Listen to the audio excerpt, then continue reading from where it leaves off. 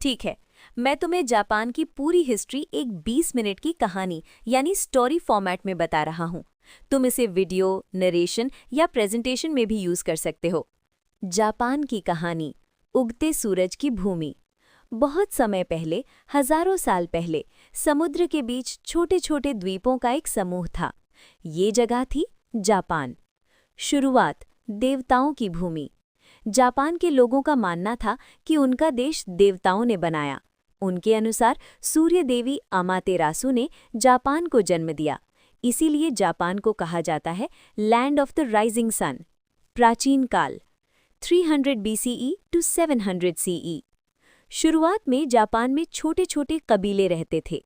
धीरे धीरे एक ताकतवर कबीला उभरा, यामातो कबीला।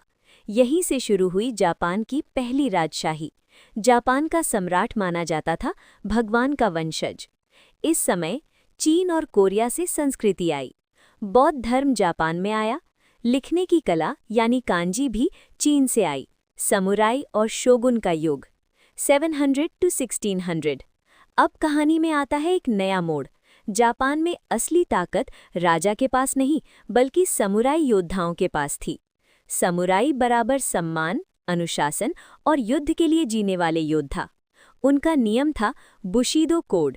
धीरे धीरे सत्ता चली गई शोगुन यानी मिलिट्री डिक्टेटर के हाथ में। इस समय जापान कई युद्धों में उलझा। अलग अलग सामंत यानी डाइमियो लड़ते रहे।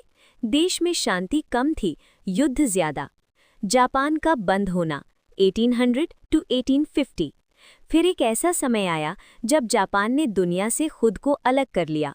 विदेशी लोगों को आने की अनुमति नहीं, व्यापार बहुत सीमित कर दिया गया।